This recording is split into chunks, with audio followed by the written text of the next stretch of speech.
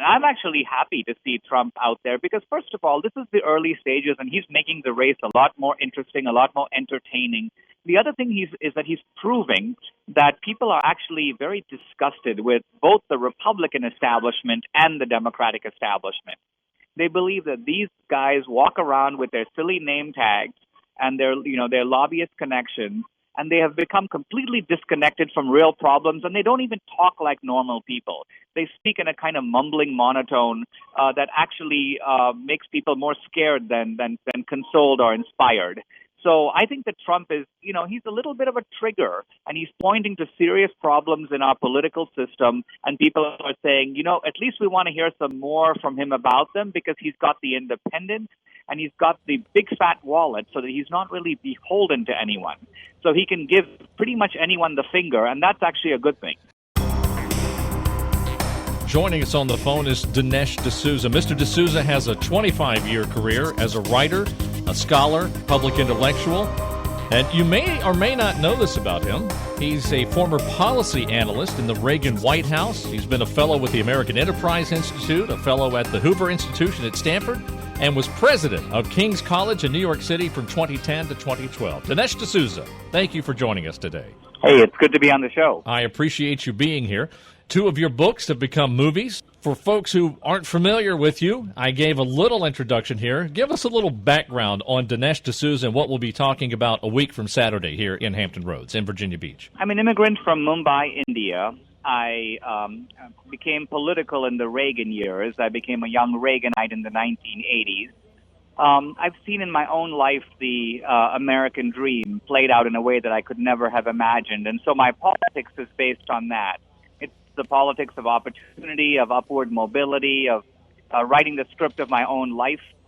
In recent years, I've come into a pitched battle with the Obama administration. Oh, yeah. In fact, for exceeding the campaign finance laws, I was recently confined in a confinement center for 8 months. So I wanted to actually talk about the things that I've learned from America and from confinement and apply those insights to American politics as it is now. Now, where were you confined for 8 months specifically?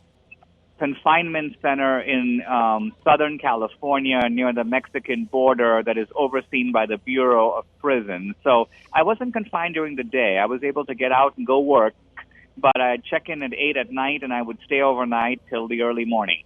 How's the whole hassle with the judge ordering all of this psychological testing going? Because I just found that just completely absurd. My crime is was not a psychological crime. Right. I mean, they didn't find bodies in my refrigerator or something that would seem to require in-depth psychological analysis. I have a long-term friendship with Wendy Long, who was running for the Senate in New York. I made the careless and foolish decision to give her money and reimburse two straw donors who gave money on my behalf. I shouldn't have done it. It was a bad thing to do and a wrong thing to do. But the judge seems to favor ongoing psychological examination. So I've been examined by two medical psychiatrists and proclaimed perfectly normal. My own therapist has written the judge to say that I'm plenty fine and this thing should be stopped. But evidently, as a believes, it needs to continue. So now, Mr. D'Souza, would it be fair to categorize you as a conservative, yes or no? Yes. Yes. And yet the psychological evaluations found you normal? I'd be afraid to do that, afraid they would find me abnormal, right? Well, Yeah. I think what normal means in this context is that I've come to an understanding of what I did. I recognize it was wrong. I'm contrite about that. I think part of the reason people are so uneasy about the psychological stuff is that they believe that what the left is trying to do in this country is to make me contrite about being a conservative, or Right. contrite about being a critic of Obama, Right. or being contrite about being a patriotic immigrant. Yes, absolutely. And I'm not contrite about any of those things. And I'm glad you're not. I'm glad you're not. All right, now Saturday night, a week from Saturday, in Virginia Beach at the Military Aviation Museum, you'll be presenting a program called Stealing America and How to Take Her Back. How do we take America back? Give us a little preview of what we can expect to hear from you. Lay out a diagnosis of what's wrong in this country. I think part of the problem is also on our own side. In other words, the Republican Party is so comatose, so catatonic, so asleep at the wheel, so unwilling to even see what's going on, that I think in many people's minds it has become almost part of the problem. Now, I'm not one of these people to constantly bash the Republican Party because I believe in the politics of the lesser evil. Sometimes you have to support the bad guy to get rid of the worst guy. But nevertheless, the lack of imagination with which we tackle our problems, totally scandalous. So I'm going to give a very gritty, down-to-earth talk about what's wrong, and here are actual practical ways in which people can fix it. Now, one of the guys that is touting right now and is in the news about making America great again, and I know you're probably cringing, you know I'm going to say it, is Donald Trump. I'd love to hear your take on Donald Trump and how people are reacting to him. I don't know if you saw that John Heilemann from Bloomberg did this roundtable focus group, and those people, to a person in the room, loved what he was saying and said he, despite being a billionaire, is an everyman, and we like him. I'd love to hear your take on that.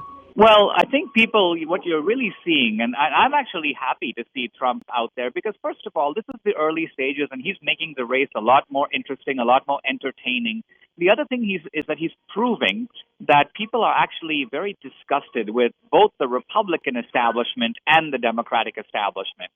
They believe that these guys walk around with their silly name tags and their lobbyist connections, and they have become completely disconnected from real problems, and they don't even talk like normal people.